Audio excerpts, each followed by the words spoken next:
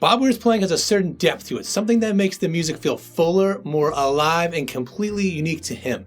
But it's not just about the chords he plays. There's a secret ingredient in his approach that most guitar players don't know that completely changes the color and texture of his playing. In this video, I'm going to break down what he's doing and how you can bring that same depth into your own playing. Let's start by hearing the first approach in action.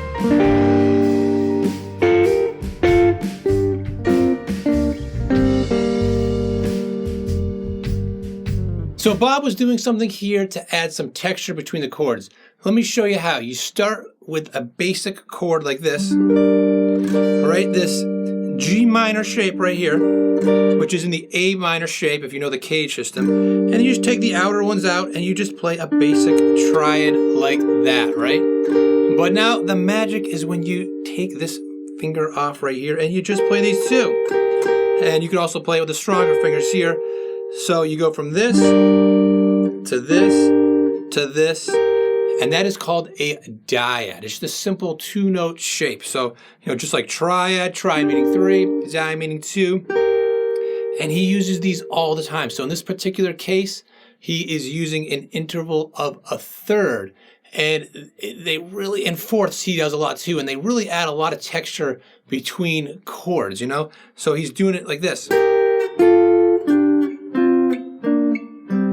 It's just like going right down that scale, but it really doesn't clutter things up. It adds depth and color, but keeping it nice and kind of clear and easy. And if you love Bob Weir's unique approach, I've got something special on my Patreon. I do a full deep dive of his approach to Ship of Fools, which has a ton more of dyads. So check it out in the link down below if you're interested. Now, the best way to learn faster is by applying it to another song.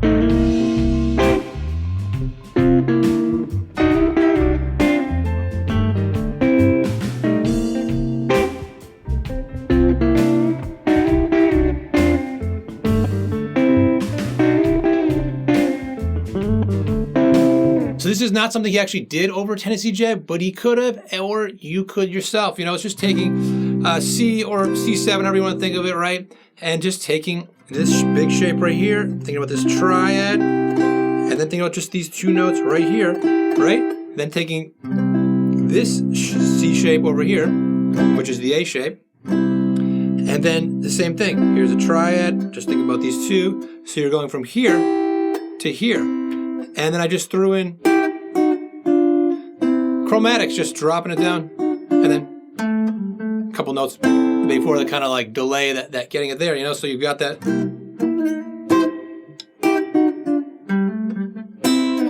And that's another way of using a thirds. And another of Bob's go-to dyads is the interval of a fifth. Simple one, but yet very powerful. He uses these open sounding shapes to create like a very rhythmic drive and clarity. Here's how it sounds.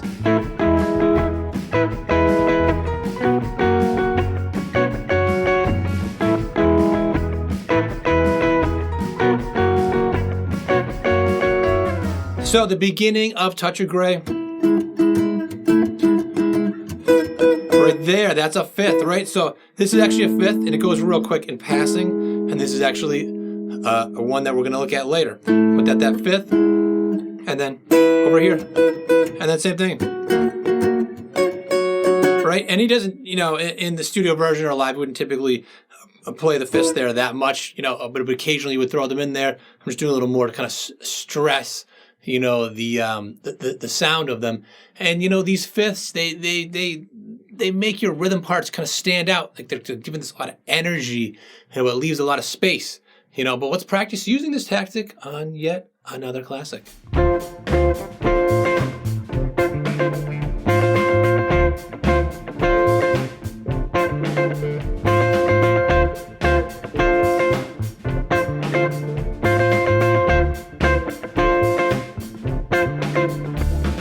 So Shakedown Street, right? So you've got a D minor, right? And then just playing a fifth right here.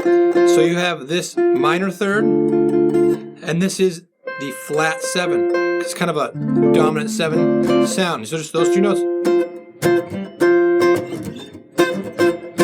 Not actually what he would do during there, but again, he could have, or you could. It fits right in there. It gets those two notes that are kind of key to the chord, and it leaves a lot of space, and it cuts through and makes for a very funky sound. So that is another use for fifths. Now again, Bob's approach to Ship of Fools, it is full of subtle rhythm moves and chord voicings beyond just dyads that really bring the song to life. So if you want the full breakdown, every voicing, every detail, just check out the link down below. He also frequently plays dyads using intervals of a sixth, my favorite personally, and that really gives kind of like a melodic richness to his rhythm playing. So check out how much color this adds here.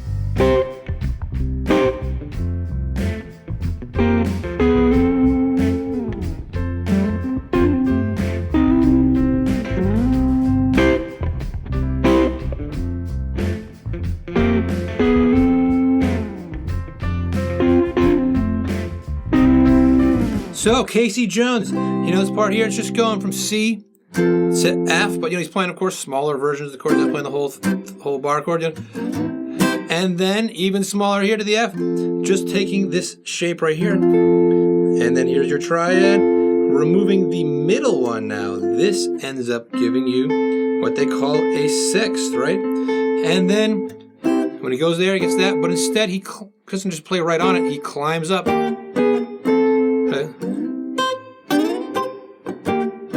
Right, and then that brings you right into there. So anytime you see this 1-4 kind of situation like this, right, it could be over here, A to D, right? Boom,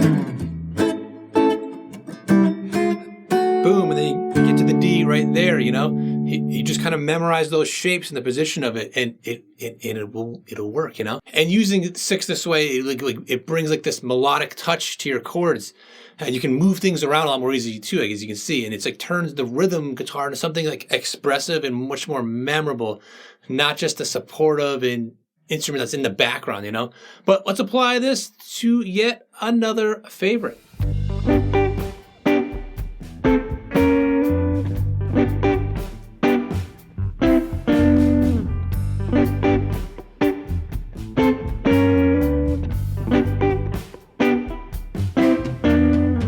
So they love each other, right? This part here is just over a G. And again, not playing the whole thing, just playing a triad right here. And here is your G. And then here is another one right here. So this one. So it's like getting from here to here.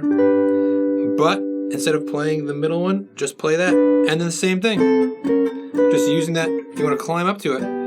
And you don't have to even play this one here too. You could just take the middle one off. There's sixth. Very different than just like say strumming like an open G, So he's got that. Or sorry, not he's got. I just came up with this, Maybe he played this sometimes, maybe he doesn't. I don't know. And then just C to G. It's a quick passing thing, but I was doing it like this instead of playing the full triad, just playing the bottom two. Like that, and actually then hammering this on. And what is that? But those are thirds again. So a little bit of mixing and matching, some sixths thrown in there, some thirds, you get the full triads, and it just makes things so much more interesting and so much more musical. Using dyads between chords is a huge part of Bob's unique sound, but just as important is how he approaches even the simplest chords in a way that makes his playing feel like you're in outer space.